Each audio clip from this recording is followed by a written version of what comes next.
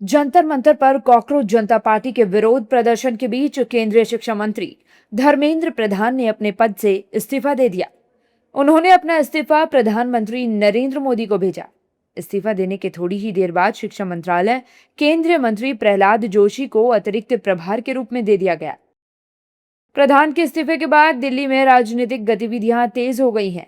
धर्मेंद्र प्रधान के आवास पर बीजेपी और एनडीए के दिग्गज नेता पहुंच रहे हैं। केंद्रीय गृह मंत्री अमित शाह से लेकर दिल्ली की सीएम रेखा गुप्ता तक उनसे मिलने पहुंचे। नेताओं ने उनसे मुलाकात कर आगे की रणनीति और उनके योगदान को लेकर चर्चा की। प्रधान के इस्तीफे के बाद बीजेपी और एनडीए की भी प्रतिक्रियाएं आ रही हैं। सुनिए। प्रधान जी का इस्तीफा कहीं ना कहीं उन्होंने युवाओं के भावनाओं का सम्मान करते हुए उनके बारे में सोच करके ये कदम उठाया और ये बहुत बड़ा कदम है, क्योंकि जब हम स्टूडेंट्स की बात करते हैं तो स्टूडेंट्स के मुद्दे वो अलग थे। और ये आपने पूरा प्रोटेस्ट देखा। मैंने इस पर बहुत ज़्यादा बात नहीं की क्योंकि मैं खुद एक ऑब्जर्वेंट थी इस पूरे मामले में, और मैं ये देखना चाह रही थी कि किस प्रकार से ये प्रोटेस्ट इवॉल्व हो रहा है। और अब पूरे भारतवासियों ने ये चीज़ देखा और इसकी चर्चा भी हो रही है। इस्तीफा जो है धर्मेंद्र प्रधान जी ने किसी दबाव में नहीं।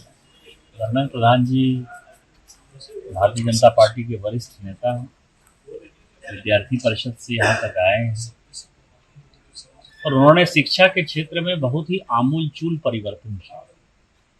कैसे गुरुकुल परंपरा स्टार्ट होगी, उसका कैसे बोर्ड होगा, किस तरह से नई एजुकेशन पॉलिसी लागू होगी,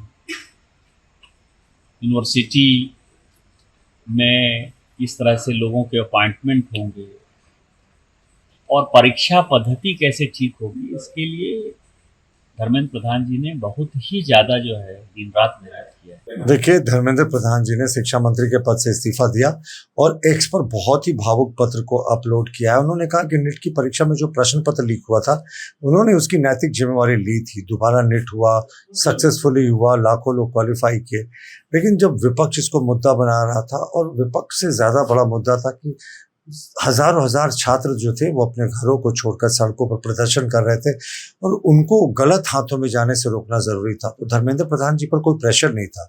उन्होंने स्वेच्छा से बड़ा हृदय दिखाते हुए देश हित में, छात्रों के हित में, विद्यार्थियों के हित में इस्तीफा दिया है। धर्मेंद्र प्रधान जी ने इस्तीफा आज दे दिया है और लगातार 25-26 दिनों से कॉकरोच जनता पार्टी का आंदोलन जंतर मंतर में चल रहा है। सरकार का कहना ऐसा था कि इस्तीफा दे देना ये सोल्यूशन नहीं है, तो उसके लिए मतलब अधिकारियों पर भी कार्रवाई होनी चाहिए जिन्होंने मतलब वहाँ अनदेखी की थी। और समाज में ऐसी कोई व्यक्तियाँ हैं जो मतलब भ्रष्टाचार करके पूरे देश को बदनाम करते हैं, और इसीलिए मतलब जो नीट एग्जाम में जो पेपर लीक हुआ था तो ऐसी घटना नहीं घटनी चाहिए।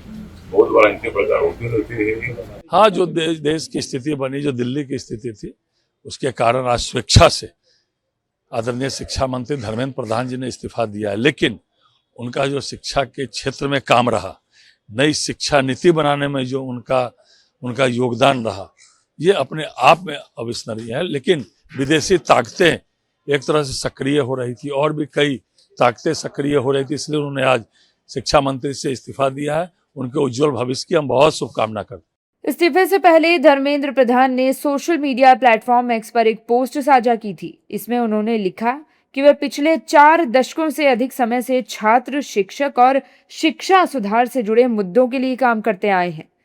धर्मेंद्र प्रधान के इस्तीफे के बाद अब राजनीतिक गलियारों में आगे की जिम्मेदारियों को लेकर चर्चाएं तेज हो गई हैं।